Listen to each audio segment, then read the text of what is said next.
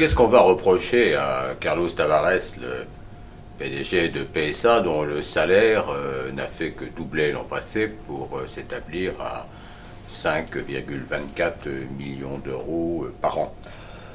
Il l'a dit lui-même, ce n'est pas Carlos Tavares qui fixe le salaire de Carlos Tavares, c'est le conseil de surveillance, donc il n'y est pour rien. Je dirais même qu'il a été augmenté sans doute à l'insu de son plein gré.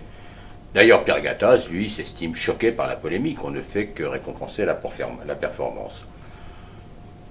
Emmanuel Macron était un peu plus mesuré, mais en fait, il pense que Carlos Tavares devrait éviter de faire abstraction de la sensibilité des Français. C'est que les Français, effectivement, sont un petit peu sensibles, un peu chatouilleux sur des questions comme celle-là, et particulièrement parmi les Français, les salariés de PSA qui, eux, ont bénéficié d'une augmentation récente de 8 euros par mois. Il faut remarquer que le salaire de Carlos Tavares, rapporté à un salaire journalier, fait qu'il est passé de 9 000 euros par jour à 14 500 euros par jour.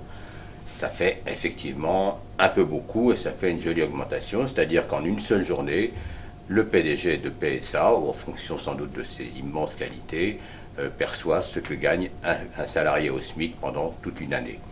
Évidemment, c'est absolument scandaleux. C'est insupportable, c'est intolérable, et c'est d'autant plus intolérable que ce n'est pas nouveau. Voilà maintenant quelques années que l'on a remarqué que les salaires des grands patrons, que les parachutes dorés atteignaient des sommes absolument indécentes, obscènes, et chacun s'engageant bien sûr à respecter un peu plus de morale, etc. Sauf que les salaires de ces temps, par exemple, Jacques Calvé, l'ancien PDG de PSA, gagnait à peu près 30 fois plus que la moyenne des salaires de son entreprise. Maintenant, c'est 200 fois plus avec Carlos Tavares. Alors, il y a un mystère là-dedans. C'est comment un homme, comment un être humain peut-il penser qu'il vaut plus que des dizaines, des centaines de fois plus que ses propres salariés, que le commun des mortels. Alors, il y a un philosophe, Arthur Schopenhauer, qui avait essayé d'analyser en son temps, c'était au début du 19e siècle, ce phénomène, et il écrivait dans son grand livre Le monde comme volonté, comme représentation, il écrivait ces mots sur ceux qui sont uniquement guidés par un égoïsme absolu, ce qu'il appelait un principe d'individuation de l'individu. D'où vient qu'un tel homme prend tout à fait au sérieux les distinctions absolues introduites par ce principe entre sa personne et tout le reste des êtres, qu'il cherche son bien-être particulier, et cela seul, entièrement indifférent d'ailleurs à celui de tous les autres.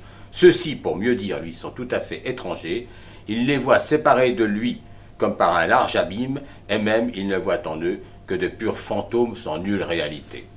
Alors peut-être que Pierre Gattaz, Carlos Tavares et tant d'autres, notamment tous les PDG du CAC 40 qui sont les uns et les autres au-dessus de 4 millions d'euros par an, peut-être qu'ils ne nous prennent pas vraiment pour des fantômes, en tout cas ils nous prennent pour des, disons des gogos.